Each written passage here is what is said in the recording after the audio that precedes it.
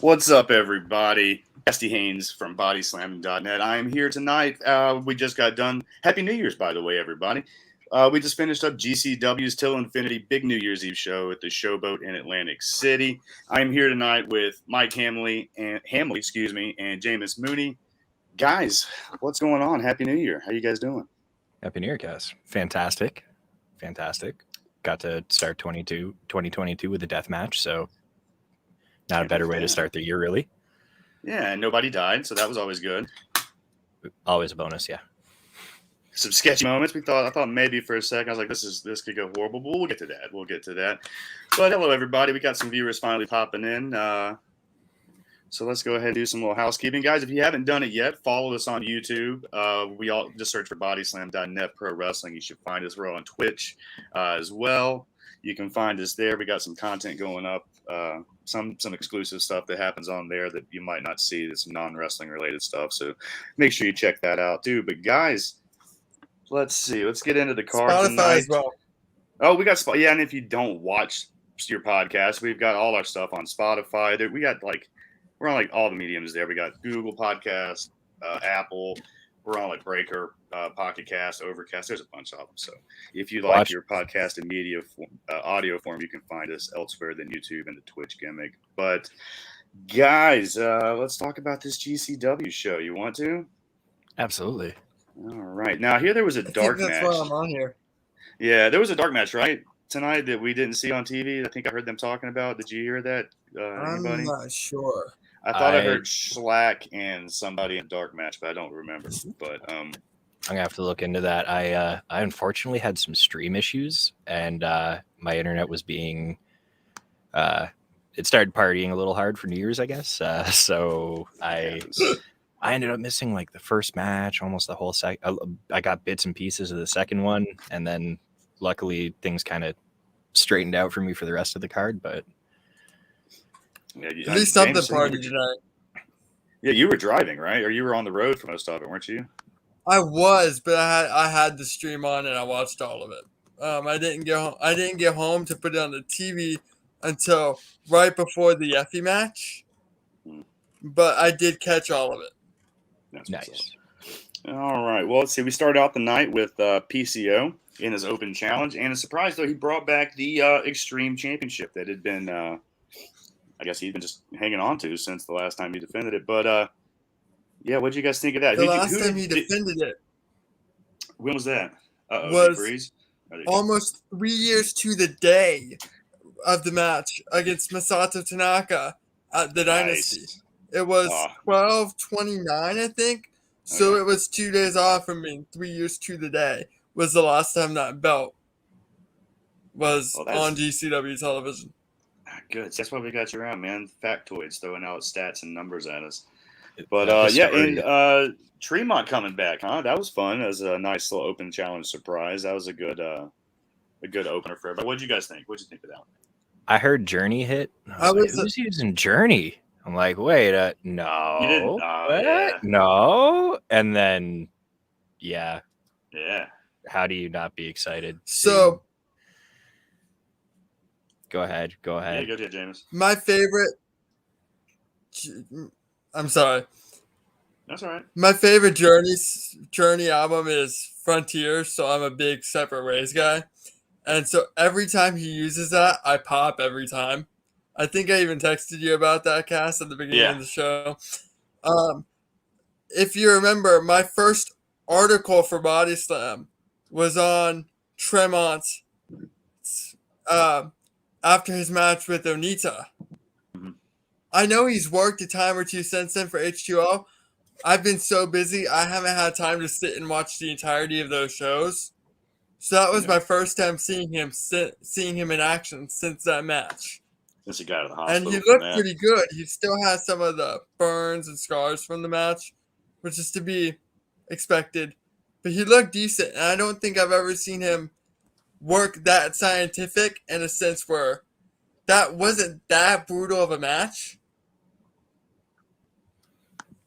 Yeah, like I said, unfortunately, my stream was, I was just getting freezes the whole time. I just kept having to reset. I ended up restarting my router after the match. So I sadly missed this one, and I'm really bummed about it. So first thing in the morning, I'm going to be hitting the replay for that one. Nice. Well, PCO retained, which I expected on that. But yeah, what's that, Jameis? I am very happy. Like, I remember every time I see PCO in GCW, I'm so happy they brought him back all of those years ago, because he was one of my favorites. Like, the Quebecers were a damn good tag team. Very underrated in a time where tag team wrestling had just ended that golden age.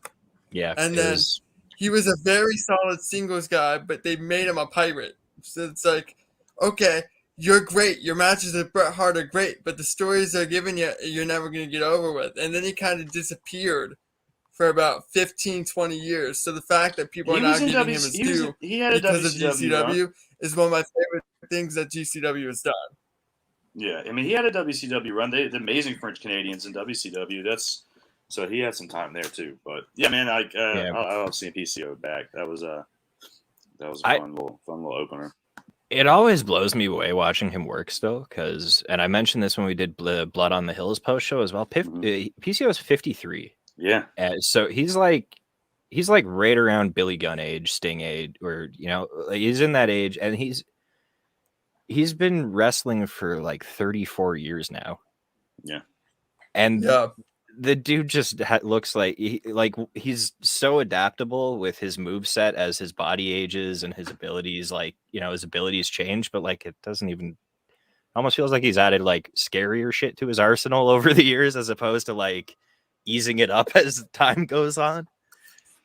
He really is a Frankenstein. Yeah, he's fun. He's super nice too. Yeah. I love running into him at I think I saw him last time at Russell Cave. We chatted for just a second, man. He's a nice guy. Yeah, he's French Canadians. Canadians are all nice, right? Yeah, that's all I have to say about that. Is I'm glad Carl that's getting his due. Yeah. But next up, this is one I was looking forward to because I'm a big Tony Deppen fan. He's a friend of the show, friend of Body Slam, Tony Deppen. We interviewed him on The Push. Dom and I did. He's a good guy. And my buddy Cole Radrick, so the Ratty Daddy there, followed that up. And Tony Deppen took the win in that one. Dude, I never am disappointed in a Tony Deppen match. Like, there's nothing I can hold on, let me pull out my sign here and everything that I got from when we were at ROH. ROH. Yeah, my I remember ROH that sign. So, but what'd you guys think of the match, man? I was so excited for this one because like stylistically these guys blend together really well. Like you knew on paper as soon as you saw this one that it lived up to every bit of it. It lived up to all the expectation I had for it. Like I got all the good chain wrestling I wanted out of it, all the submission game I wanted out of it. I got baited by Tony Deppen in one of the earlier spots in the match. He did like I thought he was going for a crucifix pin, and he just turned it into like this gross like stretch crucifix submission. Like I can't really praise Tony Deppen enough. He's really technically sound. He's super athletic. He works the he can also do like the kind of like brawling, dirty, dirty heel shit you expect of, someone in that role. I just think he's one of the perfect wrestlers out there to me. Yeah, dude, I can't. You said everything right there that I need to say, dude. He's perfect, man. He's great. Yeah, he's so smooth in the ring, and he's just got a great. He's got a good mind for the business too, man. He's fun to watch. What about you, Jameis? What did you think of the match? So I'm going to piggyback on the Tony Deppen thing. First off, I think both him and Cole Roderick are exceptional pro wrestlers, and I was really looking forward to this as well. A couple of my notes I had written down was I specifically wanted to talk about how Deppen moved out of the way so that Roderick would pivot and hit the suicide dive, whereas Deppen's not really paying attention in the context of the match, and that's when Roderick hits him with the suicide dive. And I think that was a really good spot because too often in wrestling, the performers just stand there and take the move, and it's kind of a pet peeve of mine. So the fact that he was actually antagonizing the crowd, kind of blowing him off, and then he just got hit with the tope suicida was a really nice touch. I love that Deppen targeted the body parts and isolated it so that when small details like the kick to stop Cole Roderick's pin flurry was so much more meaningful in the context of the match. And the other thing I really liked about the match was the sense of urgency that Cole Roderick had when doing things such as transitioning from the butterfly pin to the cross armbar. I think everything about that match was very sound, very fluid, but both guys had the perfect sense of urgency. It built perfect drama, and it was a near perfect pro wrestling match. It was exactly what I was hoping for, because one thing GCW does great at is having a mixed bag, so that there's a little something for everybody. You're going to get your death matches. You're going to get a tag match that's very high flying, but then you're going to get the Roderick and the Deppen, and it reminds me of, and maybe they're not as good. They may be, but but the comparison for me is Malenko Guerrero ECW with what they brought to the card and added in the context of let's slow it down. Let's put a wrestling match in between the Rey Mysterio spectacle and the Terry Funk hardcore stuff. And I thought it was really nice and very well done. Actually, at a point that you made there too that I kind of want to piggyback on with GCW bringing a mixed bag with their cards. Tonight I had company over watching wrestling with me. We watch AEW together, but they're not like GCW viewers. Yeah, so they got to see an indie. They got to see an actual indie instead of like a real televised production.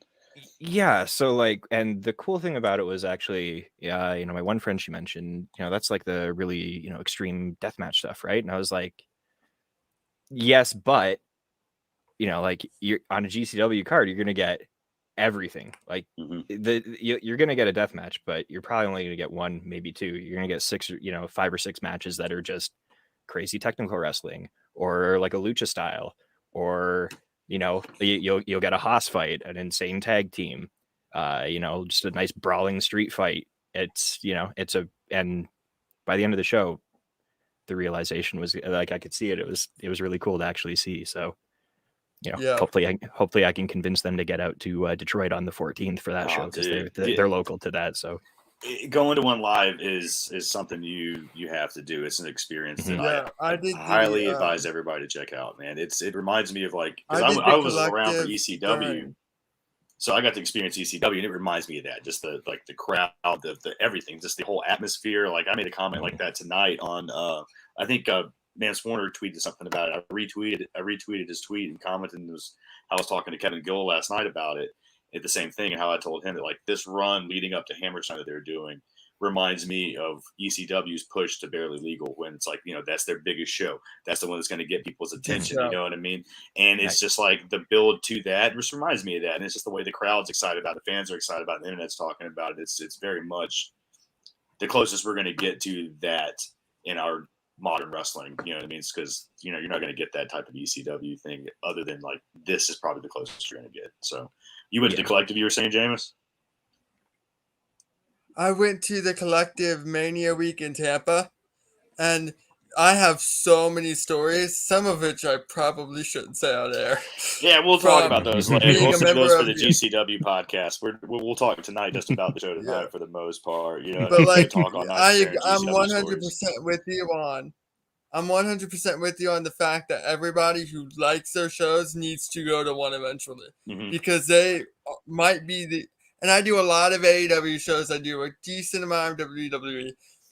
They might be the best live wrestling show to go to whenever they're around.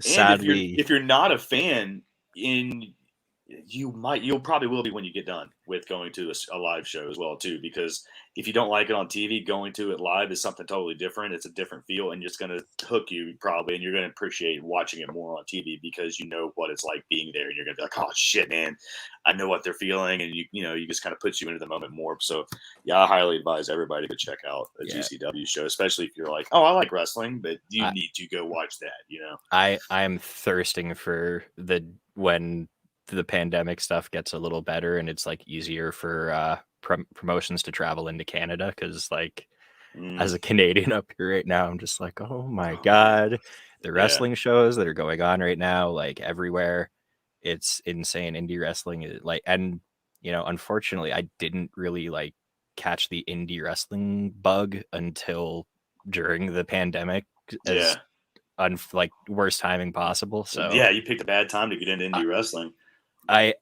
Yeah, absolutely. When like half the promotions got choked out by the pandemic, and most of them didn't. A lot of them didn't survive. A lot of them tried to come back, but a lot of them didn't. So yeah. Well, the Canada-U.S. border seems kind of okay, so I'm like, maybe some New York or Detroit or something, I can hopefully find a way. But yeah, the border seems pretty easy just because I know people that bounce over pretty regularly for shows. But I've got people from Michigan in my house right now, and they were like, it took 10 minutes to get through the border. So yeah, I'll never be able to go to Canada unless they do some changing into my legal situation out here in North Carolina. But that's another story too. Yeah, no, I know we're terrible like that, dude. ADHD guys over here. Speaking of which, tomorrow, everybody, if you're paying attention, check out our new show that Jishelle and Kylie and Haley are going to be doing.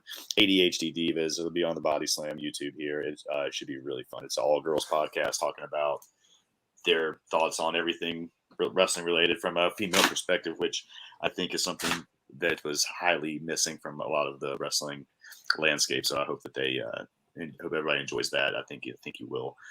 But anyway, guys, let's stay on topic. Let's see. So next up, we got Jimmy Lloyd. He's a different boy. Jimmy Lloyd defeating Ho Ho Loon. Ho Ho Loon, fresh off his NXT run there. Coconut Loop legend. Yeah, man. So that was fun. That was a good little treat for everybody. And you get a Jimmy Lloyd match. It's what you expect when what I mean. I like Jimmy Lloyd, but you know what you're going to get with that. So I liked it. But what did you guys think of this one? It was fun. Jimmy is another like Swiss Army knife guy where I'm like, he does everything. He does a little bit of everything, and it's like he's one of those like he's got that jack of all trades thing about him where you want him in deathmatch, sure. You want to also just put him in with Ho Ho Loon and have an awesome technical just banger match. Yeah, Gibber, sign him up. It was really funny actually too, because this match basically, like, I'm sure it might have been discussed between like Brett and Jimmy and Ho Ho prior, but as far as I know, it literally got booked in a GCW Twitter Spaces that Brett was hosting. I was actually in listening to it, and they were like doing questions for Ho Ho about like his what he's looking forward to out of his time in North America, and then Jimmy happened to pop in. And he was like, Brett was like, "Hey Jimmy, would you wrestle Ho Ho?" He's like, "Yeah, sure." He's like, "All right, until infinity, let's do it." So yeah, that's what I was getting at with Jimmy. Like you said, man, you know what you're gonna get. And what I meant by you know what you're gonna get is you're gonna get a good performance in whatever they're putting him in and asking him to do. You know what I mean? Like he's not gonna let you down with anything he does. He's very well rounded in like all areas of like pro wrestling's little pockets, you know what I mean? The deathmatch style, like you said, and then I actually put on good wrestling matches, street fights, brawls. He connects with the crowd, obviously very well. So he's a different boy, guys. So I mean, he's definitely showing it. But I was kind of wondering if Jimmy was gonna, break out any ultra violence with Ho Ho, because Ho Ho had mentioned that he's, kind of, a little weird about he called it the red stuff, the hot red stuff. Yeah. So. But no color for Ho Ho. No. One day, who knows? Yeah. I'm sure. It's not his only GCW booking. There's still time. Yeah. What about you, Jameis? What you think of this one? So there were two things that stood out to me, and one of them is going to sound really weird, at least to somebody who doesn't study wrestling the way that you, Mike, or I might. So the first thing that stood out to me was, and this stands out every time I watch him work an actual non-deathmatch match, is I love the way Jimmy Lloyd bumps. Yeah. He took a missile drop kick in that match, just a basic missile drop kick, and he made it look really good. Yeah. No, he's a solid bump guy. Yeah, he makes people look good too. Like not only does he do his stuff well, like he does a good job, like you said, making the other person look good too, which is Which is the mark of a good wrestler. Yeah, it's one of the most important things. Like, I mean, shit, like Ric Flair made a career doing that, like making everybody look good no matter where he went, getting 60-minute classics out of every territory's best person. And Jimmy always a gatekeeper is one of the, and that's why Jimmy always kind of like that. He's a gatekeeper. Same with Tony Deppen, like we were talking about earlier. You know what I mean? You bring somebody in, you give them to one of those two guys because they're going to give you good shit, and you're just, yeah. So, yep. Now, the second thing that stood out to me, and this might sound a little odd, Ho-Ho Loon's footwork. When he was in NXT like it or not like it? After the Cruiserweight Classic was not good. Okay. And that always stood out to me because one thing I always look at when the first thing I'm looking at a wrestler is how good their footwork is. Tonight, watching his footwork, because I hadn't seen him in a little bit. Tonight, watching his footwork, he's improved so much just in that small regard, and it's improved his overall body of work because he can do more stuff in a better way. Yeah, everybody that comes out of that Performance Center system, man, they come out polished. Like, same with Alex Zane, same with Blake Christian. Like, everything they do is just smooth, and they're like, it's just little things, like you said, footwork. Like, you just learn so much stuff like that you don't normally, think about, but it just helps transition everything into being so much more well-oiled and smooth and just clean. So, yeah, I agree with you on that. He had, like, a visible sense of urgency whenever he was, like, running towards the ropes. Like, I don't know if that makes sense. You know what I mean? No, it's like, visuals, it's facials that they teach you to sell, to act, to and there's things like that other people don't pick up on that you don't see. Yeah, like when he's doing. Yeah, when he's like running to shoot himself off the ropes, he's like actually like, chugging his legs, like trying to build a head of steam. Like it makes everything that he's going to do after he comes off those ropes look so much more impactful because he's like putting that effort in to make it look like he's coming off the ropes like a freight train. Yeah, that's one of the things that bugs me a lot of times with when I'm watching a match and you can see him just like not barely running, not hitting the ropes hard, and you're like, man, I'm supposed to believe that you're like you can't stop your momentum into the ropes, and it's like he slung you into it, and then it's like you almost stopped when you hit it yourself, then you picked up your speed going, come on, man, hit that shit hard. But yeah, he was hitting those ropes running hard, and it makes a big difference, I think, too, the way the match looks and his moves come off. So. Yeah, visually, like I always get kind of bummed out when I see someone's going for like the clothesline in the corner and they're just jogging in there like flat pick your feet up, don't be flat-footed. It's like you can stop yourself. That's one thing that and this is kind of a weird tangent to go off of. That's one thing a guy like Ricky Steamboat always did well was when he did stop jogging, he'd either slide under or jump over. Dynamite Kid was the same way. Randy Savage was kind of the same way. And that's something where if you see yourself losing the momentum, you should probably pivot on the spot because it doesn't look good. And that's something you might want to change. And I think that's something, to your point, that Ho-Ho did really well tonight with. Yeah, I agree. Big time. Yeah. See that match. After that, I led right into Jake Cartwheel and Nick Wayne, and we were talking a little bit about this one. I think I talked to both you guys about this one during the match. Like, I'm a big Nick Wayne fan. I'm a big fan of Nick Wayne, dude. He's one of the future of wrestling, one of those people as well that I keep always putting over when I see him do his work. And same with Jack Cartwheel, man. Like, that guy is good too, man. All sport athlete. That guy, football as well. I think he plays running back in college. Is that what if I remember? Jameus, you're the stat guy. Is that what he does? I'm not sure. I have to look. Pretty sure. If he was, it would make sense. I'm pretty sure he's a running back. It would make anyway, sense. Yeah. I mean, you see him. He's a tiny little muscle hamster, dude. He's fun to watch, man. And agile as shit.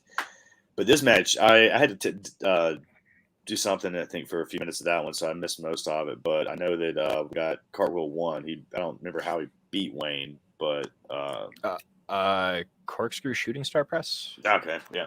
See, I don't think I saw the finish. I was picking up somebody for work or taking somebody to work or something. I don't remember what happened. That was. I think you told me you were getting a blunt. That might have been what it was. That sounded better. Yeah. That's more acceptable.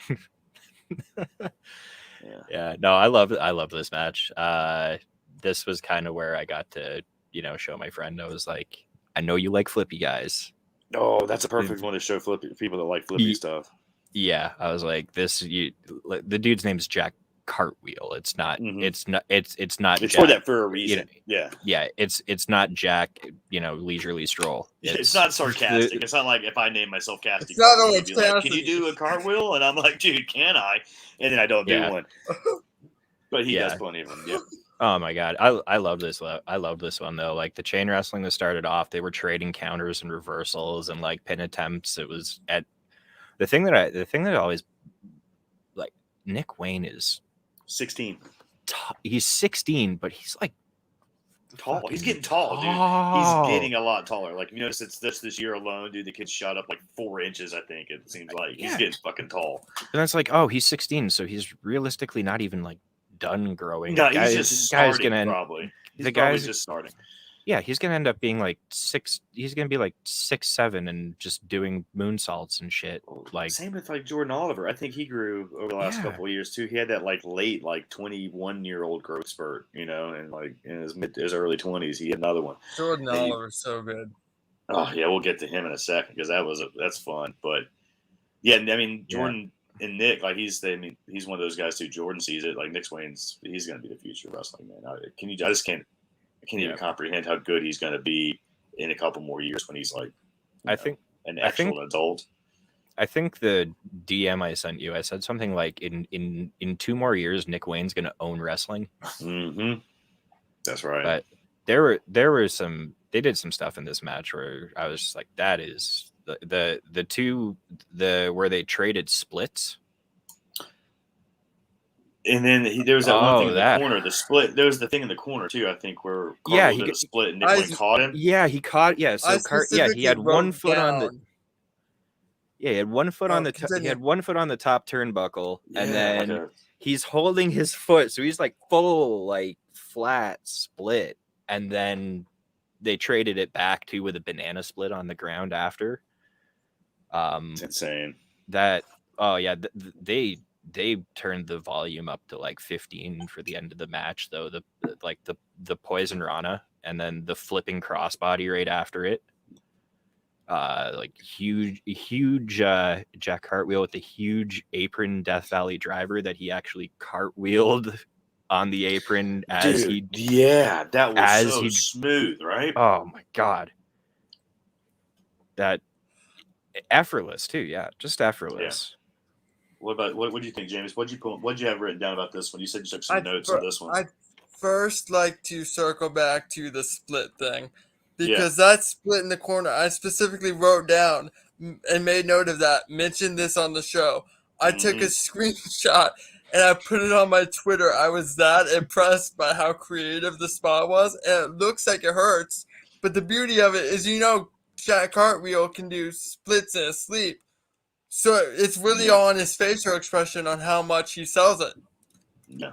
And that's what makes it such a great spot. And it's something that I've never seen before. And I thought Mike would have found it. And I really like that. Yeah, I just retweeted that. Nice. I had to go for it right away. And I feel like I said earlier, GCW's a mixed bag. I really like both performers. I really like the opening sequence. But once they got into that British style chain with a bunch of cartwheels, as commentary put it, that wasn't for me. But I understand why somebody would be drawn in by it, would be fascinated by it. And that's okay. Not everything's going to be for me. They both put on a great performance, and they're both hell of an athlete. They both did so many things I couldn't do. So I thought there was a lot I liked. There was a lot I didn't like. But all in all, I understand why that would be their favorite match. And one thing I really liked was the basement dropkick counter into the pin attempt by Nick Wayne. I thought the counter of the basement dropkick into kind of the sunset flip position was really unique, and I've never seen that before. And that's 2 spots in this one match from a 16-year-old that were creative, made sense within the story of the match, and brand new in a business where it's hard to come up with something brand new. So if he's doing that at 16, imagine how good he's going to be in 5 years. Right. Galaxy brain. That kid's a prodigy. Yeah, definitely. Absolutely. And that was a good little transitional match into the next one, which we had at the Silver Teeth, Satan Atticus Kogar defeating Everett Connors. And that was a big night. This is a big night for Atticus, as I just, with Marcus's passing this week and all that, that was big for him. I saw him talking about that on Twitter. Can I pause you? Yeah, what's up? I made note to mention that at the top of the show, and I completely forgot. The 10 bell Can we salute talk for him about to that, start out. Marcus? Yeah. Yeah, we can talk about it a little bit. Oh, that Yeah. tribute was so touching. Yeah, they did a good video package. John Carlo did. I'm sure that was his work. It looked Had like to be. it had to be his stuff. That was beautifully well done. And dude, he's such a talent as videographer. So yeah, it's such a good tribute they put together for him, and it was just real nice seeing all the wrestlers around the ring for that, and that moment. Hearing those words, man. Yeah, I knew him a little bit. I only got to hang out with him a couple times. Like we hung out in Chicago earlier this year, and then I saw him in Atlantic City a couple months ago, I guess, whenever that was for Fight Club. What was that? Was that October? Was it October? Yeah, late October. No, it was beginning. It was October 2nd, I think. It was like the first weekend of October. Yeah? Yeah, I think so. Wasn't it? I feel like it was closer to like middle 8. I think it was the beginning. If I had been, what do I know? My brain's there. You know what? We'll find out right now. But yeah, I got to see him October 9th. Yeah. Yeah, I got to see him then, walking around for a little bit, and said, "Hey," but we didn't. So I was, we didn't get to hang out too much. He has a girlfriend there, and there was stuff going on, but he was there with the boys, and he was there all weekend. But every time I had ever encountered him, he was super nice, and a lot of my friends were real upset over that because I know a lot of the guys, of course, knew him very well, a whole lot better than I did, and I just hate seeing my friends hurt. So it was real nice to see that tonight for him. AAW did one last night too, which I think he trained. I think that's where he came up. So okay, big weekend. Hopefully, it brings the guys closer. Yeah. And Atticus had some things to say about that too. So this week too, about all the people doing one in his honor, because he'd been starting with sobriety. So, and he was sober, I guess, for 40 days or something like that before he passed. It sounded like. So, that's a thing in wrestling. That's it's tough, and Mox is dealing with it now. GCW champion. He's still hasn't come back from when he took his time off in his hiatus to handle something similar. So it's that whole thing is probably that's a subject right there that we could get into, and it's a little touchy. It's a little rough. Yeah. Just to interject there, if I can, to actually, between both the way they honored Marcus Crane and the way they're handling, Mox's absence. Shout out to Brett Lauderdale and GCW for keeping it first class. Mm-hmm. That's it's the way you should do it, really. Yeah, they do a good job with taking care of their guys, and even with Nick's hurt. Nick being hurt, they did a good job. They've done a good job taking care of him right now, and it sucks that happened at the biggest part of his career. Such a huge run for him, and they've done a good job just working with him through that. Is he out for a while or his knees? I think it's his knee, so I don't know exactly the extent, but he should be back. Before too long. He's got some stuff to finish there with Mox, but yeah, they do a good job handling everything very well, and they're a good fan. They're like a family there too. It's the same thing people say about other companies. They're a very tight little group. So yeah, no, that was it was very impactful for everybody tonight. I'm sure they really appreciated how they tributed and honored Marcus, and I'm sure Marcus appreciated it. I'm sure he was looking down smiling. So no, it was really nice tonight. Yeah, they really as a company, they give me the kind of the same vibe as the hardcore and punk rock community, in terms of everyone is no one's really in it for themselves. Everyone's in it for each other, and just strength in numbers. Metal community. Strength in numbers, everyone, we're all family kind of thing. That's also how ECW was when they were on their run too up. You know what I mean? It was this is us. We're a family. We're together. And the ones that left, you know what I mean? They were deserters and abandoners and turned their back on everybody. So it's a family thing. I think that's probably part of the like big draw to them for me is because like that's the music scene I grew up in. So it just like it feels like I'm already, I mean, it's just like, swap out the music for like wrestling and we're basically in the same spot still. No, I agree. And so that was Atticus. That was big for Atticus because he had the Marcus Crane thing on his arm tonight. They did the little tribute for him afterwards. And a lot of snowplows tonight. Snowplows tonight. There were. I think that was intentional, don't you think? Oh yeah, for sure. Yeah. No, it was very it was really good. Yeah. But it was a good match too. It was a good match. Him and Everett did really well. Yeah. I Except for I could do without Everett's overalls, but Actually, I really enjoyed heat with Jameis now, buddy. That's his. He was telling me about how much he's like. If I was a wrestler, this is what I would wear. Oh my god. I don't mean that literally, but I meant that in a way like, yeah, I would consider going out there and stuff I'd probably sleep in. But why not? Oh my god! Props to him for even like, man. You got to think the teddy bears are like making the whole wrestling a match thing not exactly easy. So like, yeah, I mean, what stood out to me about that? What's that? And the next match after this, correct me if I'm wrong, is the Ninja Mag match, right? Yeah, him and Dante Leon, and against. These two matches, Blake and Alex. Blake and Alex. Do what? These two matches specifically, it's kind of like GCW match-wise is a mixed bag. But one thing I like is I don't see the same character over and over again. And all of them kind of have their own persona. Like, they're not basic wrestler guy. They don't have the same character if they aren't. Like, Everett Connors was such a contrast to Atticus Cogar. And I really like that in the wrestling I watch. When everything feels kind of cookie cutter in the sense that, we just saw this 2 segments ago. It's not as effective, and GCW never runs into that issue.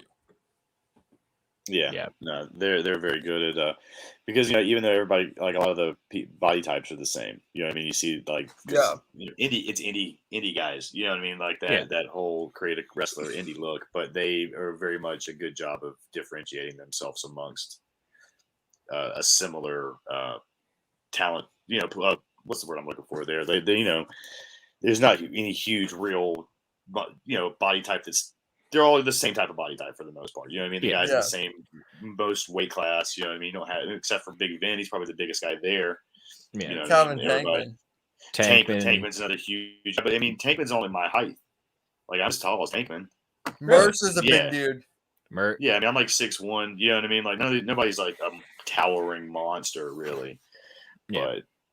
But, so like, they all do a good job, like I said, of like you said, of being the difference from match to match. You don't see the same, even the different wrestlers, the same character type over and over and over again. So, yeah, I agree.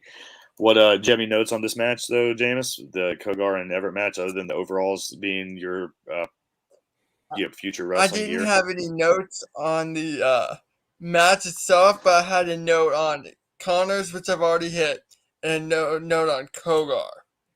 Yeah.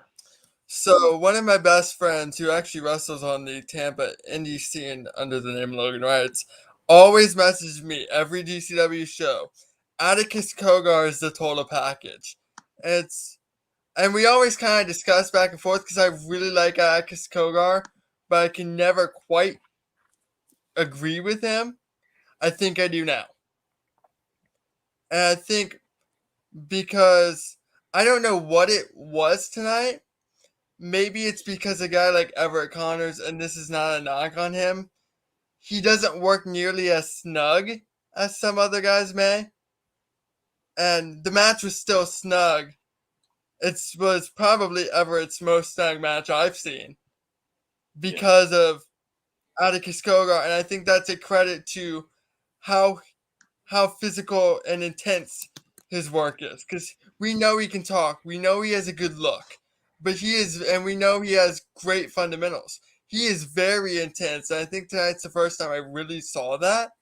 but he's a very intense guy, and I really like that. Yeah, he's doing. It kind of harkens back to what we were talking about with a little earlier with I think it was Tony Depp or Jimmy Lloyd we were talking about, where you wrestle Atticus Kogar, and it's not just what he's doing, but it's how he's like taking things, and that's really he brings you to his level. Yeah, absolutely. I did get kind of a pop out of one spot in this one with the Atticus was on the apron and Everett came over the top with a double stomp and kind of just like brushed his feet off to roll Atticus off the apron, and he kind of went up for a springboard. I was expecting the moonsault, and he just did like a just like a lazy fallback, like he's just taking a nap. And it's his aesthetic. It's perfect. It's I like when guys will take parts of their actual vibe and kind of work it around modifying more traditional spots with incorporating that kind of aspect of their character to it. Hey, that Orange Cassidy effect, really, right? Exactly. Yeah. But yeah, so then after that match, that led into the Blake Christian and Alex Zane, who once again fresh out of their WWE NXT run against my dude Ninja Mac and Dante Leon. Blake and Alex, of course, won that match. That was fun, man. And Ninja Mac without his shirt. What happened there? I came back. I was disappeared for a second. Was he always like that, or did he lose it somewhere in the match? Did he just pull it off? He wrestled the whole thing without the shirt. Yeah, he's he's ninja jacked now. So he's he's slimmed down, looking all fucking aerodynamic as shit, man. Yeah, just got to show off the pecs. Dude, that was the first thing I noticed. I was like, "Is this Ninja Mac or is this what's he been doing? He's been in the gym." Yeah, he's been about that when I see him. Training with Goku for sure. Yeah, no, that was fun, man. That was a fun match. Of course, there's no way that wasn't going to be a fun one to watch. You got like Alex Zane and Blake Christian, like after coming out of their WWE run, man, like they're so smooth and so crisp and just. The stuff they learned there, man, is they're just going to take them to just above and beyond. You know what I mean? Because they already were just so talented ring-wise and everything. The little things that they learned from there that now just are going to help put them above, to separate them from the rest of the pack. Well, they're going to go. They're gonna get booked anywhere and everywhere. Have great matches anywhere they want. Anywhere they want to. Exactly. Well, that's the thing too. Like they have the credentials now and the background to really kind of be like, look, you're gonna get a banger. Doesn't put them out there for 10 minutes, 20 minutes, 5 minutes, doesn't matter. They're gonna work their asses off, give you a great match. Dante Leon, I love watching Dante Leon. He's another up and coming big young star in the making. So crazy athletic, like just insane high flyer. I always get really excited seeing him because I feel like he flies under the radar a little bit on some of the GCW shows. He does, and he's one of those Black and Brave products too. He's a Merrick Brave and Tyler Black, but then every time I see him, he's just like he does at least one or two things that my jaw. I have to pick my jaw up for a second, And he did it here too. I gotta find where I have it. But his double flipping cutter, and it looks like his shirt's behind you right now. Your wall's wearing his shirt basically. Well, I have a living room space back there, but I've had house guests, so there's like just bottles and stuff on the table and everything. So I'm like, let's I'll drop that. That looks good. I was just busting balls. Let's hang the tie-dye tonight. Keep it professional around here. Nobody needs to see my bong. Nobody needs to see my bong. Speaking of which, anyway, I lost mine. But then they had like a cool near the end of the match. Dante ducked a kick, and Blake ended up kicking Alex, and then they hit some double team on Alex after got Blake out of there. The whole I've got so many notes on this one. The thing I really liked about it was there was a couple of spots where things didn't go to plan. Like Ninja Mac. I was gonna hit on that. Ninja Mac got so high on that sunset flip that he ended up just completely overshooting. Yeah, he overshot, dude. Like so far overshot him. But I like that they just like, they found a way to kind of work around it and then still ended up getting back in the corner and just did the spot anyway. Yeah. I really good like for Zayn on not selling Yeah. that shit. Yeah, like I'm so happy that like they just played it off like he, overshot it, and then they just, chained a random move in there to kind of set it up again just to make it happen the right way. That Alex Zane probably learned at the Performance Center to like, hey, what happens when something goes terribly wrong in a match and you don't want to like totally have to do a reset and make it look completely obvious how you fix it, and you do something like we saw him do there tonight, and that's just it's like I said, examples of just the Ninja Mac too. Like he slipped off the second rope going for the springboard moonsault, and then the guy's just so stupidly athletic and acrobatic that he just like he landed on the bottom rope and just decided, okay, I'm taking off from the bottom rope now. And then he got as much height as Dante did off the second rope. That was one of those like, oops, all right, fuck it, this works out as a happy accident, like a good mistake. It still worked out. Yeah. Every time Ninja Mac's music plays, the gravity just gets switched off in whatever building that he's wrestling in. Yeah, somebody hit that cheat code, hit the code, like whatever. Yeah. Fuck yeah, no, they're fun to watch, man. I'm looking forward to seeing them later this month. I'm so looking forward to going to Hammerstein and seeing everybody just like operated like an 11. You know what I mean? Because they're always running at 10, but they're gonna be fucking. It's gonna be something else, but. This next match, the one is one that I love. Oh yeah, we didn't get to you. Sorry, I forgot distracted. What'd you have down on that one about the tag match? So, I was going to hit on the Ninja Mac. For me, I mentioned Ho Ho Loon's footwork earlier. Ninja Mac is one of my favorite in GCW to watch, but I think it's a good example on footwork because he is the best athlete by far in GCW. But sometimes his footwork can be a little sloppy, and then you get incidents like where he slips on the second rope. But what I really liked about that match, even though I found it to be a tad sloppy, was sometimes sloppy is better. Like for me, the best wrestling is the one that doesn't look choreographed, and so when you get a high risk match, it's safe, it still looks awesome, but it looks like a train wreck. That's the perfect type of high risk match for me because wrestling's not supposed to be pretty. It's supposed to be more. You're supposed to have this feeling that anything can happen at any moment. And I feel like that's what that's the feeling those 4 guys gave to me tonight. So even though it didn't go according to their plan exactly by the book, I still think it came across really well in a way that wasn't intended. I'd retweet that. We can make this a clip and put it on Twitter for you to retweet it. No, it's like exactly. Yeah, no, I agree with you. Yeah, it's fun when things get off the rail a little bit because like, oh shit, here we go. Like, you don't really know what's going to happen, and you can kind of tell that like everybody's operating a little. Like you said, it goes not quite as planned, but yet they're still kind of working through it, and it's just it's fun. Not everything has to be like super duper polished.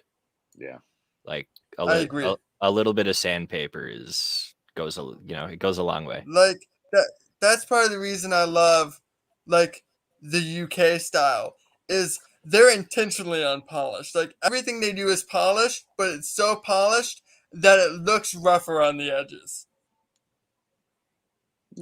Yeah. And that's how wrestling should be. Like, you can't put the toothpaste back in the tube. I know that. And I actually prefer modern wrestling as much as I love old school wrestling, and y'all know I do. I actually prefer the amount of diversity in wrestling now in so many ways, especially when it comes to bell to bell. I think, like I said, there's a little bit for everybody, but I still think too choreographed just doesn't come across that well to me. So when I get something like what we saw tonight, and I love all 4 guys, even when they are super polished, when we get something like what we saw tonight, that's perfect for me and my tastes. Well, let's see. After that, we had, of course, we had quick break questions. Blake Christian, Alex Zane winning.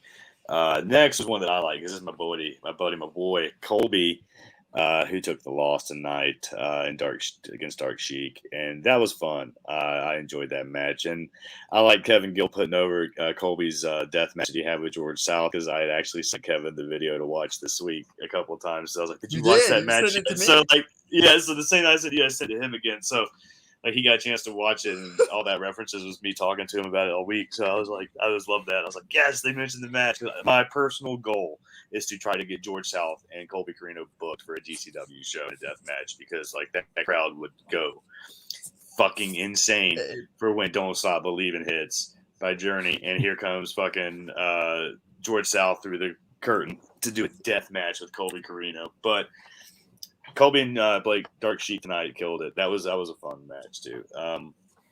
Colby's he's really good in the ring, man. Everything Colby does is fun, is good. He's the same thing we were talking about earlier. He's a Swiss Army knife as well. He can give you a death match. He can give you a tag team. His dad was one of those guys. Yeah, his dad was one of those guys, and I love watching Colby work in his tag team stable with Dudley Ducklings, and they can do the like real, kid oriented stuff too, where they connect with the crowd, and it's just like working the crowd matches where they're not really out there going real hard in the ring. He can do everything, man. He just knows how to connect and do all the different types of wrestling. Colby is all around one of the best in the business, so I love watching anything he does. But what do you guys have on this match? Well, let's start with you this time, Jameis. What do you have? So for me, I really enjoyed the match. I especially really enjoyed when she put him in the body scissors to keep out of the pinfall. But what I really wanted to hit on was Dark Sheik, and I didn't want to hit on it and from a match perspective. I wanted to hit on it from a 2021 perspective. Dark Sheik in her impact this year may be the most understated on the independents. Like, she's done so much to change the perception on the independents in so many ways for the better. I just really wanted to hit on that because, and I'm really glad that she's gotten a lot more credit this year. All in all, I think she's one of the best workers on the independents, and I don't think I would have said that at this time last year. I think she's really come into her own, specifically in the last 6 or so months, or I don't know their pronouns, my apologies, but I think they've really come into their own in the last 6 or so months in a big way. And I think you saw that tonight with how technically sound that entire match was. And props to those two for such a psychological, really well done match. And I really enjoyed that match a lot more than I don't want to say I was expecting to, because I enjoy both workers, but I wasn't sure how the contrast of styles would mesh. I really enjoyed it. Yeah, absolutely. Yeah, no, I'd say you were saying that run started about 6 months. That was about the time of All Out weekend when they had that big long Chicago show, and she was it was War Games, right? Yeah, War Games weekend, and then there was weekend. Okay. It was 1, 2, 3 cup stuffed, and there was a bunch of shows all weekend, and Dark Sheik was all over that weekend. I got to, that was my first real like in person chance to watch Sheik work, and that was stood out for me that weekend. And then just from like you said, since then it's just been up and going. So no, that was good stuff tonight. What'd you have on that one? What'd you have on that, Mike? Like again, like kind of say a lot of the same points that Jameis mentioned about Dark Sheik. Very very inspirational in terms of the doors that she's opening in across the indies right now, and again, hopefully that carries over into the more mainstream side of wrestling as well. But like notes from the match itself, I got a couple of things. One, like Colby, strong dude, but like deceptively strong when Dark Sheik is trying to do a top rope spinning heel kick and he just catches her out of midair and just like a child, like, right? Yeah, I was like, holy literally. shit, Colby. Literally, it was like watching me in a pool waiting for my daughter to jump in. Yeah, Colby's deceptively strong, man. Like, I can attest to that because when he chopped me, I was like, holy shit, dude. Like, I bled. I was instantly bleeding. I was like, you son of a bitch. Also, he also probably sold a low blow. The best I've seen anyone in 2021 right? sell What was it? like the lower breadstick, I think Prazak and KG ended up calling That's what he called it. That's what Dave called it. Yeah, lower breadstick. I popped for that. But like they did, I did like the psychology they played around. There's a lot of counter moves going on here. Colby was hitting backstabbers out of like every possible different way that she could fly at him. I also did like the way, like he kind of went, he went for a superplex and then he kind of showboated the strength, which also again like deceptive strength, just holding a person upside down on the second rope like that for so long, but then kind of countering it into the crossbody, like you held me for too long, you're gonna pay for it. Like I really liked that. I hope they actually run it back. There was some disrespect at the end of the match. No handshake. So hopefully that means might do it. Yeah, I thought the same thing when I saw that. Hopefully we get this one again. I'd be really happy to watch it again. I think they're both talented enough to where they'll run it back and still give us more of the same but different. So I can't I just want to see where they take it. Really,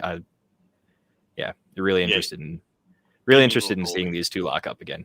Yeah, I'll take as much Colby as you want to put on my TV. So I agree with you on that. That'd be a fun program. It'd be fun to watch them do a little like extended feud. You know what I mean? So yeah, GCW is good about that too. Yeah. So yeah, absolutely. Can I butt back in for a second? Yeah. So I'm glad you mentioned that, Mike, because I had completely forgotten to write it down, and I would have completely forgotten to mention it. On the backstabber front, it's not necessarily a backstabber, but when Dark Sheik does the Eddie Guerrero kind of helo move, and he just lifts his knees up, that was the big thing that stuck with me in that match, and it kind of continued from there on out. I love the way that they sold everything with the back. Instead of moving, they waited for Carino to move them. And it just kind of felt like, their back gave out on them. Like they can't move. Like that's how much the knees hurt them. And I thought that was a really nice touch because usually people jump off moves on the knees when on like backbreakers, when they get the knees up, stuff like that. And it's more realistic to me if you kind of just die on it. Yeah. And I really like that. Like that stood out to me. And I don't know why I hadn't picked up that they do that before. But it's definitely something I'm going to pick up going forward. Because I really like that. Yeah. Yeah, that's what's up. And I think was that intermission after that? Yes. Because then the scramble came back. That was the match back from intermission, right? Was it Effie the match back from intermission and then the scramble? Oh yeah, you're right. SGC Young SGC was okay. So yeah, that was next. So SGC was after Dark Sheik and Colby back after intermission, right? Mm-hmm. So yeah, okay. So next we had Second Gear Crew. We had with Effie, AJ Gray, and Matthew Justice. Matt Justice. Sorry, it's late, guys. It's 2 a.m. I apologize. Matt Justice. You're good, man. That was a fun trios match. They went over Young, Dumb, and Broke. My boys, my guys. I love those boys, man. They too have all chopped me in an episode of Cassidy Takes Chops for Wrestlers. Shit, everybody had in that match except Justice for the most part. Honestly, he's the only one that hasn't chopped me. So yeah, that was fun for me because those are all my guys. I love everybody in that match. That was fun. That was a fun one to watch all around. And dude, I'm just such a big Effie fan. I really am. I can't even talk enough about how great that guy is. What about you guys? What'd you have on that one? I'm really miffed. I got to kind of take the back seat on this one because I was messaging you about this. My internet went bananas on me, and I pretty much missed the whole thing. The only thing that makes me somewhat happy about the whole situation is like one thing it fixed itself long enough for was I got to see AJ Gray absolutely kill someone with a lariat. Oh, dude, he killed. Was it Charlie? I think it was Charlie Tiger, wasn't it? I think so. Yeah. I know it definitely wasn't Jordan. Yeah, it wasn't Jordan. I think it was Charlie. I'm pretty sure it was Charlie, but like, it was Charlie. Or was it Ellis? It was either Ellis or Charlie. Either way. Yeah. So I unfortunately I got my AJ Gray lariat, which is great. I didn't get the rest of the match, and that made me really, really sad. So yeah, you can just watch that one back tomorrow. That was a fun one though. But yeah, no, those guys, dude, they went all over the place, man. That was one of those matches that we're talking about that kind of went off the rails a little bit. Everything was going on. It was kind of wild and out of control feeling, and it was fun. There was some good spots too, like the double lariat that AJ and Justice, was it Justice? I think AJ and Justice threw and just totally took somebody. My favorite spot of that match was Matthew Justice spear on Oliver that kind of broke him in half right before the finish. I really enjoyed the finishing spot with Effie's sack rider, which I love the name of that move. Effie's my guy. I was wearing an Effie shirt earlier this week when I had lunch with you. That's right, you were, man. Yeah, we had lunch this week, man. You're up here in my neck of the woods, so I was like, man, you came all the way up here from Florida. I'll drive an hour to go see you and up in these mountains and eat some lunch with you. We had some barbecue, and talked wrestling for a couple hours. That was fun.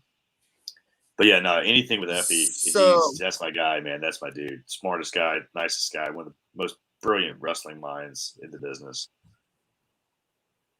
Another guy that's done so much to change the perception for the better that I hope goes into the mainstream. Just an absolute fantastic ambassador for the industry, and one that's long needed. And I'm glad that he's allowed to unapologetically be himself. Yeah. Oh, dude, that's what made him 6 figures this year, being himself. You know what I mean? Like if he. Yeah.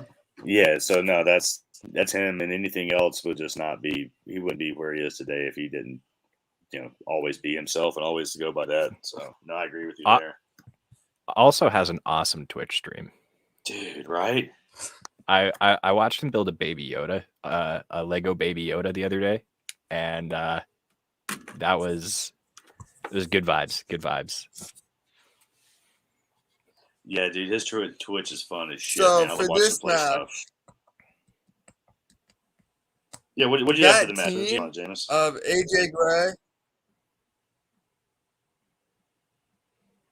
Yeah. That team of AJ Gray, Effie, and Matthew Justice, for me, that's the 3 guys of GCW. Like, if you ask me who are the 3 guys that you have to sit for the 4 guys for me were in this match, because Jordan Oliver is the 4th one if I had to choose only 4. But if you ask me 3 guys that I will sit and I will watch everything every time and I will be entertained every time, it is those 3. Like, for me, those are the 3 guys that are the most GCW of everybody. Mance Warner, you can't leave him out of that conversation either, though. Mance Warner's that dude, man. He's fun. I miss Mance. I can't wait for him to be back. I can't wait for him to be back, man. That's fun. I miss seeing the Southern Psycho. I almost was at the show in Knoxville that he hurt his leg. I was supposed to go. I made plans to be there to do some filming and everything, and I honestly got too high by myself on the couch that afternoon, passed out, woke up, and I had 30 minutes to get there, and it's an hour and a half away, and I was like, well, fuck it. Yeah. So, I would have been there to see him and Danhausen break their legs, so I kind of Danhausen's my dude. That was fun. That couple weeks was just a ridiculously stupid run of good indie wrestlers getting hurt between Dickinson, Starboy, Danhausen, and Mance Warner. It was fucking Halloween night. Danhausen and Warner were on Halloween, right? Yeah, it was Halloween. Yeah, and Dickinson was. the day before, wasn't it? That No, the photo week before. of Jake Warhorse in the hospital with Warner, with Mance and Danhausen on Halloween is still one of the funniest pictures of the year, or was one of the funniest pictures of the year, because he was the one who took him to the hospital that night. Mm-hmm. Yeah, because the show was going on. They had to go while the show was happening. But yeah, no, that match, that trios match, like let's get back a little bit on topic. That trios match was fun tonight. It was a lot of fun. I don't have much to add in terms of. No, I mean it was what you expect. It would be, we got SGC, Mayhem and Chaos, and then Young Double and Broke doing their showing out as best they can, and more Jordan Oliver almost, coming out. He's doing a good job underdogging him. You know what I mean? Having him build. Yeah. So like when he finally gets his big win, it's gonna be the crowd's gonna be so thirsty for it. You know what I mean? Like I think he's gonna have a gnarly 2022. Oh, I agree. Me too. Absolutely. I think he had it under the radar 2021. He was 2021. He was like big up and comer for me, and I think 2022 is just gonna be like he'll probably break out. This was the year that put him on the map. He got on some radars this year, like a lot. Yeah. And then next year, his MOW work is very good. It was. I'm glad he's out of that. His Acid Cup stole Mania weekend for me. Like, he had a very good early portion of the year that a lot of people have already kind of forgotten about a little bit. Mm-hmm. Well, it's recency bias with that kind of stuff too, right? Yeah. Like, there's so much crazy stuff happened. It's like, yes. And it was kind of like he had a babyface turn, I think, from the beginning of the year to the end of the year too, because he was kind of kind of on the heel side of things, like the asshole-ish, like prick kind of character, and then by the end of it, like now you see him like he's the babyface, like rallying all the youth and the voice of the youth of the wrestling movement. So it was been a total shift for him of character too, to where he's going to. So I love seeing the progress that Jordan's made. And Alley Cat is the same way this year, just in the opposite direction. Yeah. Like, she had a great year and great start as Alley Cat, but nobody remembers her start at Alley Cat because she's been so good as Alley Catch, which we'll get to her later. Yeah, I was going to say, we'll get to her. We're still going. We got a couple more to go. So let's just move to the next one. The Scramble was next. Calvin Tankman came out ahead on the Scramble. We're an hour and 10 minutes in, and we've still got 5 matches to go. I have nothing really to add to this other than Tankman and Mercer need to get signed somewhere. That's all I got to say. I kind of like seeing them where they are. But, yeah, we had Tankman beating Marcus Mathers, the man called Manders, Yo-Ya, Shane Mercer, and my dude, no longer Pot Steiner. Thought Steiner. Now it's just JJ Garrett because he's no longer smoking weed. He quit this week. So Haas Steiner tonight because it was a Haas fight. Haas is a Haas Steiner. That's right. That's what it was tonight. My notes for this match, I've dubbed this big meaty men slapping Yo-Ya. Dude, anytime Yo-Ya's in those matches, it's like, oh god, how much are they going to throw him around? Poor guy. It was like watching 5 kids play with one G.I. Joe figure. Mm-hmm. And how about Yo-Ya coming out in Tony Deppin's jacket? That was great. Oh my god, I can't. So good. They're gonna have some more great matches next year. I can't wait. Announcing it too, wearing Tony Deppin's jacket. I was like, yes, that's fucking great. Tony Deppin, by the way, tweeted like later on, "Where the fuck is my jacket?" Oh, dude, he's so good at this. Yeah, they're doing such a good job. Tony Deppin, his social media game is absolutely on fire. Yeah, he's such a fun dude, man. That was good. And that match was fun too. I mean, it's just what you expect in a GCW scramble. You know what I mean? You're gonna get people throwing Yo-Yo around. You're gonna get Shane Mercer doing flippy shit, holding people.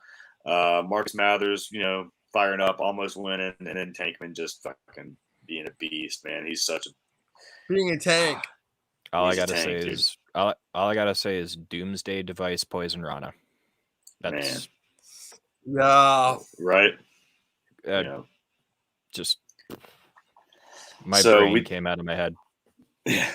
Well, okay. So let's just jump to the next. We touched on it. I'm ready to get into Alley Catch. We touched on Alley Catch. Let's go to her. We had Alley Catch defeating Charlie Evans, which Charlie's got a pretty big eventful weekend here before she ships out and goes back to the UK. But this match was fun. Of course it was. Every Alley Catch match is fun.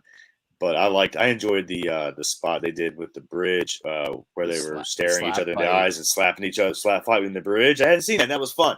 And that's one of those things like you don't see a lot of spots now where it's like I've never seen that because it's wrestling and you usually see something or somebody's seen it. But it's always rehashed for the most. Someone's. It's like Simpsons did it, you know. Yeah. But that was fun. That was something I hadn't seen, and I mean, it's probably been done. I mean, somebody's probably done it somewhere, but I hadn't seen it, and I enjoyed that. And man, Allie is probably the best unsigned to a major company female wrestler, or just in general, wrestler in general in the world. I absolutely love everything she does. I agree. Yeah, but I think she's EC. I guess the replay just kicked on in my living room. I think she's GCW. I think she needs to stay there though, as far as a place for her to grow and develop. I think that's the place for her. I'm gonna go kick my door shut. You guys talk about it for a second, so I'm gonna go turn off my replay because it's getting loud. I hear Emo yelling. So, what do you guys talk about the match? What do you think? Superplex into a snowplow. He's gone, Mike. Let's talk about him. Oh man, that Cass guy though. No, right? The superplex into a snowplow. I'm just like, okay. I've been the whole time Charlie's been in North America. I was like, I can't wait for her and Allie Catch to lock up. I'm a big pro wrestling Eve guy. Like, I love the British scene, and I specifically love the British women's scene. Like, I'm a big pro wrestling Eve guy, and Charlie Evans before the pandemic was one of my favorites in Pro Wrestling Eve. So I was hoping she'd come over for a while and work with Alley Cat. We never got it until this run, and it was everything I wanted it to be because Cass is right. Alley Catch is that good. Every performer she worked with, Billy Starks especially, improved so much after working with her at any point throughout this year, and that's the mark of a great performer, is those that can not only bring you up for your level for that match, but can bring you up to their level in general and make you a better worker just by working with you. So Alley Catch is the best female wrestler that isn't signed, other than, of course, like Ember Moon, who just recently is no longer signed. You know, obviously, she was signed. That doesn't count. The release is asterisk for those ones. Yeah, if you have been signed, you just because you're not anymore, you have been. But yeah, as far as Alley Catch is the best of the unsigned female crop, and I think eventually, I'm with you that I wanted her to stay in GCW for as long as possible. But I think I don't think the Alley Cat character would have translated well. I think the Alley Catch character will. So eventually, I want her somewhere bigger, but for now I'm glad we got that match, and she is just so creative in everything she does, and for somebody her size and an insane athlete and very athletic, like, that's just two fun workers. It was everything I wanted it to be, and I'm very happy we got it before Charlie Evans goes to, I think she's going to Australia for her next tour. UK. From what I saw. She's going to the UK. So she's going back to the UK? Mm-hmm. Yeah. She put that on Twitter today. So which hopefully spoiler alert. Opening back spoiler up, alert. I bet she loses the loser leaves town match tomorrow at JCW. What gives it away? The fact that she said leaving tomorrow to go to the UK 2 days, so I have a feeling she's leaving town. She posted that she was seeking UK bookings in January. So and she said I have an international flight to the UK in 3 days. Mine was sarcastic. I knew she posted that. I sent that to the work chat that she tweeted that for somebody to grab. I like that. They were just doing power moves this whole match on each other. They're hosses. Dude, they work stiff too. It's fun to watch. That was so good. That was a good match. A good female hoss fight is rare and hard to come by. So when you get something like that, it's perfect. I love watching Alley matches though. Me too. It's wearing an Alley Cat shirt on air. Nice. There you go. She's kind of got she's like almost like I know GCW, like they do a lot of intergender wrestling, so I wouldn't say they necessarily have like a women's division. But I feel like if you're a woman coming into GCW, Allie Katch is much like Jimmy Lloyd and Tony Deppen. She is that gatekeeper. Like if you're a woman and you want to come to GCW and you want to wrestle there, like she's the test to see if you can really go. Yeah, she's definitely your litmus test to be like, hey, can you hang with us? Do you fit in here? Yeah. Are you going to work? Are you going to make it? Yeah. And like, are we going to bring back? Like one of my favorite women's matches from this year actually is Allie and Penelope Ford at Homecoming. I love that match. I love that match. And also Fight Club Weekend, Allie and Tony Deppen. Yeah, dude, love that match. Love that match. I was watching that one from the back with the boys, and that one was fun, man. She's had great matches in other promotions too. Like she had a match with Masha Slamovic and beyond. Masha Slamovic. She had a match. She had a lot of really good matches. She had a lot of really good matches and Glory Pro, especially with Warhorse.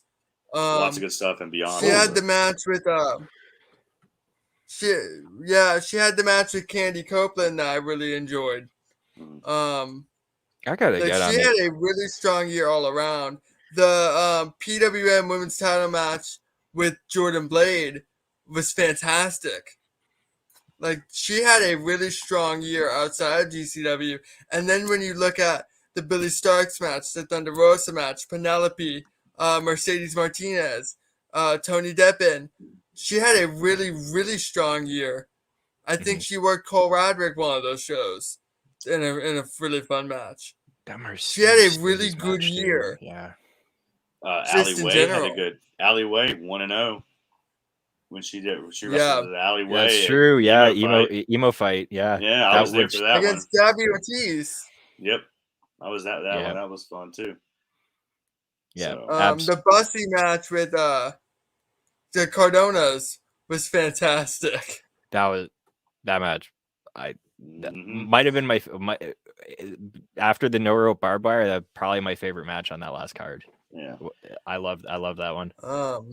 And I like that this got such high placement on the card tonight too. Allie and Charlie. That was. Didn't she have a match in Vegas with AJ Gray? Did she? I think she might have. I don't remember off the top of my head, man. But you probably better off that. Someone send me a lot of that. My DMs are open. Yeah, I had to look that one up. But yeah, I mean that was the co-main basically tonight. Because after that we had the intermission to set up, and then the ball was dropping for MLJ and the J Free rap battle. Which, dude, Emil kicked that guy's ass. That dude's trash, man. Fuck that dude. That other dude was garbage. Best Twitter game in the sport is MLJ. Yeah, Emil's the man, dude. And how about fucking Justice with that chair shot to that guy on the top of the rope, and then he no-sold it. Well, he no-sold the chair shot like an asshole, like some kind of fucking asshole. He's gonna no-sell a chair shot in a GCW ring from like second gear crew guy. All right, so then they just laid him out with the chair shot to the head, and then beat the shell out with more chair shots afterwards. So fuck that guy, whoever that guy was, Jay Free. I think him and Emil are actually like buddies. They are. I think they are, but yeah, Emil. No, Emil bodied him. Oh my god. Yeah, it was so much. He did such a good job, and we were talking about this last night. He didn't know if it was even going to be on the air. He didn't know if it was going to be here or after, if he was going to get to see it. So we were talking last night. I was like, I really hope I get to see this, and we were chatting that up last night, and he gave me a little preview and talked to me about it. And I think he sent in a preview of that too. So he was worried, man. He was all worried about being nervous and missing, forgetting some of this stuff. But he fucking killed it, man. I was real happy with my boy tonight. That was great. And he clearly won the battle. Like Emil J, undefeated so far in rap battles. So that's glorious. And then that's a good transitional thing to have for the new year. So there wasn't a match going on when the ball dropped and all that shit. And then Happy New Year, everybody. Mance Warner everybody came out there to celebrate for Mance. I went and played with my cat during the little bit of that because I hadn't seen him in a week. Yeah.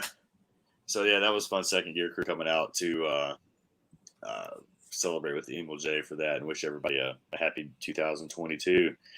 And that leads us to the main event, the death match of the night. Because like we talked about before, you get a little bit of everything. The nastiest superplex spot you'll see in a long time. Well, we'll get to that. We'll talk about that. I've seen some. I was at 2 Cup stuff where G Raver about died from a superplex attempted spot off a ladder. So like, yeah, there was some shit in that match, but G Raver likes those spots, man. That's something I like. Real like his determination and perseverance to just continue pursuing his passion of pro wrestling, not wavering from working the deathmatch style still, and his just adapting around his injury and his limitations and still just putting on fucking amazing matches. Like, this match was fun, but there was like there was a lot of little bit of botchings in this one because, and I don't know if like they kept saying it might have been because Akira's back was so bloody too. You know what I mean? He just kept slipping because it's like he couldn't get a grip on him a lot of times. A lot of the stuff they were going towards the end was getting a little, and they're probably gassed. You know what I mean? They were in there for about 30 minutes too, under the lights, running around, beating the shit out of each other. So it was getting a little rough at the end, but almost 5 hours into the show by that point too. Like, yeah, and that's why I told you guys today. I knew it was going to be a long show because I talked to KG and I was like, "Hey man, what time is this going to end? Because I need to kind of plan this." And he was like, "I don't know." I was like, "Man, I think it's going to be after midnight, isn't?" He's like, "I'm not sure. I'll let you know." And then right away he's like, "Yeah, I just found out it's going to be after midnight. You're right." I was like, "Oh shit!" So I knew it was going to be a long night. So yeah. But no, I mean it was fun. It was a death match. It was everything you expect from a GCW death match. You know, I mean, Big Ben built shit that we hadn't seen him do yet. He loves building his weapons of chaos and destruction, which it didn't work. That ladder, poor ladder. Like on paper, that ladder probably looked fucking great. You know what I mean? He's like, this is gonna be great, and it probably would have been just fine if the people that were moving it around after he had it set up fucked it up for him. Man, all they had to do was move the middle ladder so that it didn't fall out. The little, because you saw that it had the little space in the top that it split in through, and when they picked up the sides of it, it slid out, and then they didn't get it back in, and they couldn't so that was the problem, is it just couldn't slide back through the top, and it's one of those ideas that like, man, what could have been? That probably would have looked really good on paper, but the execution wasn't there, and it wasn't really anybody's fault other than just like moving stuff in the heat of the moment and. Oh shit! Can we fix it? Fuck it, we got to keep going. Like, don't give up on it. We got to do it. This is the whole spot. This is the end of the match. What are we gonna do if we don't work it? Yes, they had to figure out. I love Big Ben just coming in. They're like, fuck it, you guys just pretend to keep fighting. I'm gonna try to fix it, and then he just is like, I can't fix it. Fuck it. Just help me hold it. Somebody hold it. Ring crew hold it. Yeah, I was like, whatever. You know what I mean? Like, yeah. GCW is very good with the redemption stories, and I can count on them to bring that ladder back to give it its proper glory. Yeah, no, and I'm sure Big Ben's really mad about it, smoking a blunt afterwards too, pissed off, like, it was fucking, just been mad as shit. I can't wait to have him tell me about that later this month. I'm going to ask him. Why the fuck wouldn't you just lift it from the middle? Yeah, right? Like, I told him to pick it from the middle. I can't wait to talk to him about that at Hammerstein, just to hear him be so mad about whoever like fucked it up and made it look bad, and then be like, yeah, my fucking, because it fell on him too, because they even like, is this a Big Vin design? And they, it's like, oh shit. Kevin Gill popped me so hard in this match with the orange Home Depot bucket. He's like, get that plastic bucket out of here. We only want razor blades and gusset plates. Kevin's awesome, dude. Yeah, dude, he's him and Prazak together have easily become my favorite duo commentary team, like hands down. And somebody commented on my post that Prazak coming in and being the regular alongside Kevin Gill has just been it balanced it out so well, because I've always loved KG, but like it was sometimes a little bit especially since GCW kind of had a revolving door, and sometimes you get two really high, like up there personalities that didn't balance. It didn't mesh as well as Prazak and KG when they would put Slack on commentary. It never worked for me. Joey was always okay. Emma would come through. So like you said, the revolving door. I mean, they still do that some, but they bring in a third guy now to be the revolving third. But having Prazak as a steady Alex Cologne. I like the revolving. I like the revolving third just being like roster members. Like some of the times I've heard like Effie on commentary, been hilarious. Like and Joey comes through a lot. You know what it reminds me of? Marco. It reminds me of the old IWA when they would put CM Punk on commentary one week, and then Eddie Kingston on commentary the next week. And of course, this is like 2004, 2003. So it may not, I may just be falling on deaf ears here because it's such an obscure. Yeah, you were all 3 years old. So tell me about the stuff. Tell me about this stuff you watched as a baby, Jameis. Just kidding. I know you went back and watched it. No, it's stuff I've gone back and watched. I know. I'm just busting over the years, man. But, because you were talking about it like, oh, let me see if you guys might not know about it because it came from 2004. I'm like, bro, you told me the day you were born. Well, I know Mike mentioned that. I know Mike mentioned that he hadn't gotten into independent wrestling until more recently. Yeah. So obviously he knows who Eddie Kingston and CM Punk are, but he may not know what IWA was. You know, Ian Rotten stuff, right? I'm like a lapsed fan that happened to kind of get back to it in the last, 18 months or so. So that's kind of my. Speaking of IWA, I saw Ian fucking Rotten at WrestleCade. It was pretty funny. He was just standing next to me, and we had actually just got done. Like some of us had actually just made the cut. Like we literally, Davey Richards and somebody and I and a couple of us were talking about IWA and stuff, and then we walk into the room to watch the wrestling that was going on at the Ladies Night Out show. I think that was whatever was happening for WrestleCade weekend, and then Ian just walks up to talk to me. And that was a high spot show, right? Yeah. But Ian comes up to talk to somebody else with, and I was just like, holy shit, the timing of that's amazing. Because, like, I hadn't heard anybody talk to me about Ian Rotten in years. And then fucking literally 2 minutes later, he just walks up and is like, hey, nice to meet you guys. And just, like, introducing himself to the person I was with because he's trying to book him. I was like, that's incredible. Oh, man. That's dope. But my favorite spot of the match, because we're kind of running into time constraints here. My favorite spot of the match was when Akira just ate the glass to kind of play mind games with G-Raver. He fucked his mouth up, too. Did you see that after he bit the glass and he was chewing it? He was bleeding but it was such a cool visual. It was. That was good.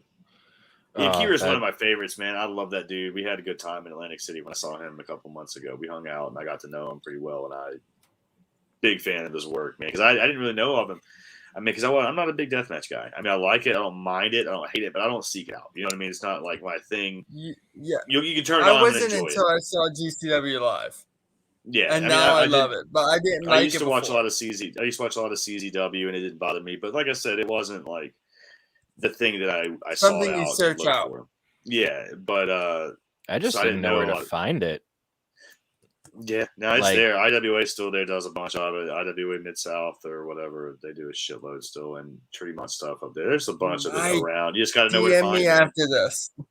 Yeah, dude, there's a ton. I can hook you up too. Yeah, because it's funny you're talking about Axel Rotten, because that's kind of what turned me on to hardcore wrestling was someone gave me like an ECW best of tape, and it had the Axel versus Ian Taipei death match with the glass fists. The tape, and like from there on, I was just like, I was a tape trader as a kid, dude. I'm like 11 years old watching this in like 2000, and I'm just like more. Oh, bro, I remember staying awake till 2:00 in the morning every Friday night, Saturday morning, or it was either Saturday night, Sunday morning. I don't remember. It was either Friday night into Saturday or Saturday night into Sunday at 2 a.m. on it was like Sports South. It was like our Fox Sports 1 now or whatever, you know what I mean, or FS1 or Bally Sports or whatever channel it is with Carrie ECW late. And I was 12. I remember being 12, 13 years old, 95, 96, when it was really fucking just blowing up, you know? And that was my first time experiencing that. That's the first time I'd ever seen Axel and Ian Rotten was ECW TV. And that's when I got me into my tape trading. It's like, oh shit, what is this, man? And tape trading in the 90s was insane. That was something that people will never understand if you didn't live through it. Like having a closet full of 300, 400 or more VHS tapes and just like all the wrestling you could possibly imagine, having to go find your notebook to be like, all right, what's on this one? And you've got to go find what tape. Oh, dude, tape. Yes. Have I ever told you the story about my childhood and how I watched as much wrestling as I did? I think we were talking a little bit about it the other day at lunch, but yeah, so my dad had hundreds of tapes that were just sitting in our garage. So growing up, I had that, and I had 24/7 Classics on Demand to kind of bridge the gaps a little bit. But I had most original unedited footage because he didn't tape trade; he just kept tapes. Yeah, like, I he did the same hoarded thing. tapes. Yeah, I would And do the same it's thing. like, I would record so everything. even though I didn't get to grow up in the era to tape trade, nothing beats putting a tape in, tracking it, seeing what's on it, because that was always a fun game, was tape roulette and trying to see what was on it. Tracking, that's like a PTSD buzzword right there. Shit, it's getting fuzzy. Adjust the tracking, and we're good again. Bottom half on the Like, top, there's just top something half on the comforting bottom. about the lines on the TV and the graininess of the footage. And I guess that's why I don't like. I think that's my biggest issue with the current WWE product compared to a GCW and AEW, is while GCW AEW still have solid production value, they still have this graininess quality that I feel like I'm watching. That's something that's not manufactured. I feel like I'm watching something on an old tape, you know? Yeah. I think that's part of my comfort of it. Real quick, what's up, Mike? Let's say hey to the guy first time watching this. I'm North Carolina, Jameis is Florida, and I think Mike, you said you were in fucking Ontario, Canada, right? Ontario, Canada. So we're all over the place, man. We've got some new viewers. Appreciate you checking us out. We were a little off topic tonight. We're all over the place. And if you checked us out tonight and you liked what you saw, we're going to have a new panel of guys. Are you on this show tomorrow, Mike? Are you on tomorrow's post show? I don't know. I'm not. Probably. If you don't know, you probably don't. If you don't know if you are or not, you're probably not. I'm pretty sure I am, but I don't know if but I might have to talk to Jay about that because I might have something that we'll figure it out. But either way, we got one tomorrow night following Die for This. So if you liked our stuff tonight, make sure you check us out tomorrow too. We got tons of stuff happening at Body Slam right now. We've really kicked it into another gear, second gear, if you would, these last few months, and we got a lot of new stuff coming first of the year too. And I think everybody is going to really enjoy a lot of the content we have planned. Like I said, tomorrow we have another show debuting, ADHD Divas, with Jay Shell, Nicole, Kylie Fuller, and Haley Ann. And we got the post show tomorrow happening. We got an interview dropping in about 30 minutes, I think, tonight, midnight on the West Coast for some reason, with Baron Black talking about Terminus. So we got lots of stuff on the Body Slam YouTube channel. It's running right here on the bottom. Subscribe to us if you don't yet and you haven't. Also, guys, if you haven't yet, you can always check us out on our on Slam Chats. You can go to Slam Chats also and donate and support. We get a little bit of a cut from that. We if you feel like donating to some content that we put out and helping us out, that'd be nice. We appreciate it. And guys, always, you can follow us on the Twitter gimmick at BodySlamNet. And that's pretty much, I think, our handle on all the social media. I think if you go to Facebook, BodySlamNet as well. Instagram, same thing, BodySlamNet. Yeah, Facebook, we actually have our link as our name. Yeah, it's just Body Slam Net Pro Wrestling. I think if you just search Body Slam Net or Facebook.com/Body Slam Net, and then you can find us that way. I got a backup page on there. We're all over the place. You can find me. I'm Cassidy Haynes, of course, at Casshole with 3 O's on Twitter. And Jameis and Mike, let's we'll wrap this up tonight. Jameis, tell everybody, push some stuff. Tell everybody what you got going on. Where to find you. Close it out for us, and then we'll throw it to you, Mike. Wrap it up. I actually don't have much going on. I know I have the Kenny King interview dropping soon. I don't know when it's dropping exactly. Yeah, I don't know either, but we'll let everybody know when it comes out. So that's coming up too. I don't have any big pieces planned because I've been focusing primarily on editing and just picking up news pieces as you hand them to me. Right now, I'm trying to come up with some ideas. I'm brainstorming, racking my brain. It's not just a hat rack, but it's close to it. A little relaxed sometimes. I'm trying to come up with more ideas to start doing some series, both as an editorial and as an interview. I've not been successful so far, but good things come in time. No rush, man. Good ideas don't come overnight. Yeah. There's no time limit on your ideas, man. My social media handle, my Twitter handle is @thejameis. You can like me on Facebook. I have a Facebook page that's not growing very well. But I do have a Facebook page, and I think that's the only social media that's public.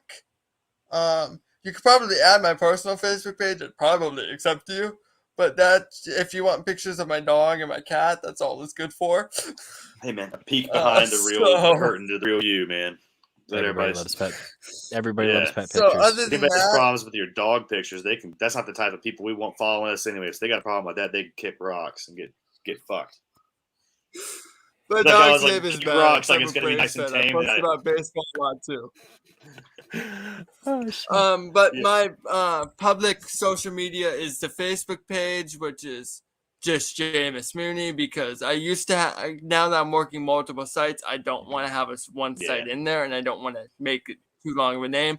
And then my Twitter is at the Jameus. That's where I'm most active, and I will gladly interact with anybody who tweets at me.